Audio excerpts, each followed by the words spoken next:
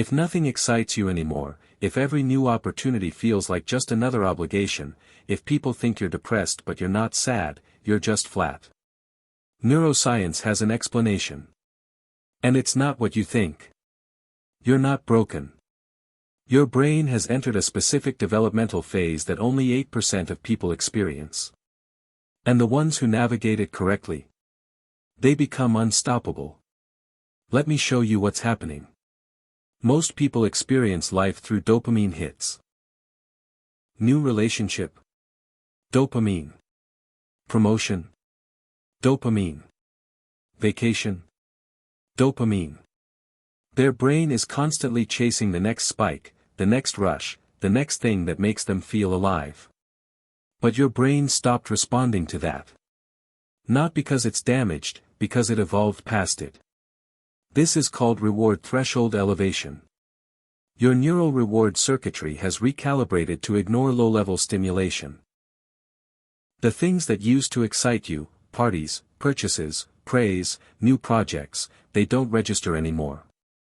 Your dopamine system has essentially said, we're not responding to amateur-level stimuli anymore. And this feels terrible at first.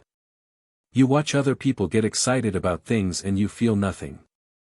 You think something died inside you. You wonder if you'll ever feel passion again.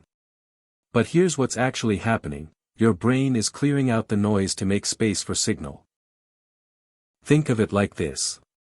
Most people's motivation system is like a crowded marketplace, 1,000 vendors shouting, everything demanding attention, constant stimulation, constant noise. Your system just became a cathedral. Quiet. Selective. Only the profound gets in.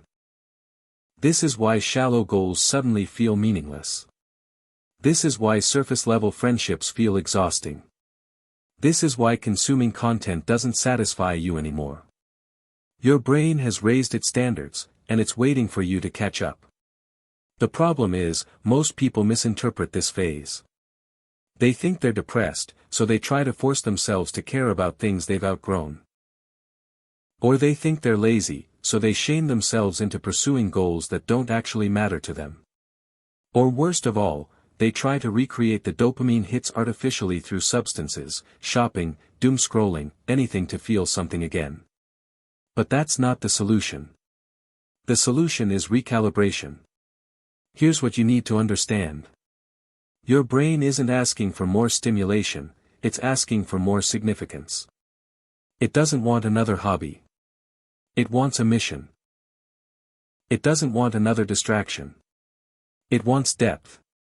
It doesn't want surface-level achievement. It wants mastery. The people who successfully navigate this phase do three specific things. First, they ruthlessly eliminate. They stop pretending to care about things they've outgrown. They quit the job that used to be enough but isn't anymore. They end the friendships that are purely transactional. They delete the goals they only wanted because someone else valued them. This feels brutal. It looks like giving up to outsiders. But it's not, it's clearing the board for what actually matters. Second, they commit to depth over breadth. Instead of trying 10 new things hoping one will spark joy, they pick one thing that genuinely matters and go unreasonably deep. Not because it's fun, depth is rarely fun at first, but because their brain is now wired to respond only to the satisfaction of actual progress, actual skill development, actual contribution. They stop chasing feelings and start building competence. Third, they reframe their past. Every phase of excitement you experienced before this wasn't wasted, it was data collection. Every obsession that faded, every passion that died, every interest you moved on from, you weren't being flaky. You were extracting the pattern. And now your brain has enough data to recognize what actually aligns with who you're becoming, not who you were. Here's the part most people miss.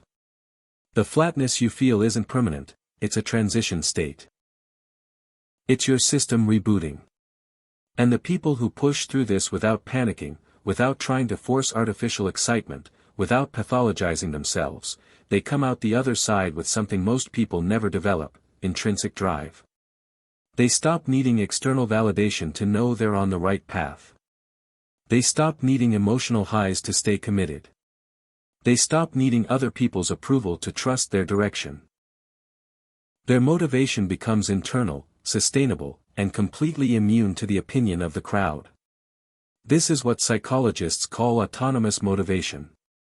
And the research is clear: people who operate from autonomous motivation outperform, outlast, and out-execute everyone else. Not because they're more talented, because they don't need the world to cooperate for them to keep going. But there's a catch. You can't fake your way into this. You can't logic yourself into caring about something your nervous system has already rejected. You can't willpower yourself into excitement. The only way through is honesty. You have to get brutally honest about what actually pulls you, not what should pull you. What makes you curious, not what makes you look impressive. What you do even if no one ever knew, not what gets the most likes. This requires sitting with the discomfort of not knowing, of not having a clear answer yet, of disappointing people who expect you to stay the same. And here's the uncomfortable truth: most people can't do this. Most people panic when nothing excites them and immediately grab onto the first thing that provides relief: a new relationship, a new city, a new identity, anything to escape the void. But the void isn't the problem. The void is the process. It's your system demanding that you stop outsourcing your sense of purpose and finally build one that's yours. So if you're in this phase right now, if nothing excites you and everyone thinks something's wrong with you, here's what you do. Stop trying to get excited. Stop forcing yourself to care about things that don't matter to you anymore. Stop comparing your internal experience to other people's highlight reels. Instead, ask yourself, if I removed every goal I adopted to impress someone else, what's left?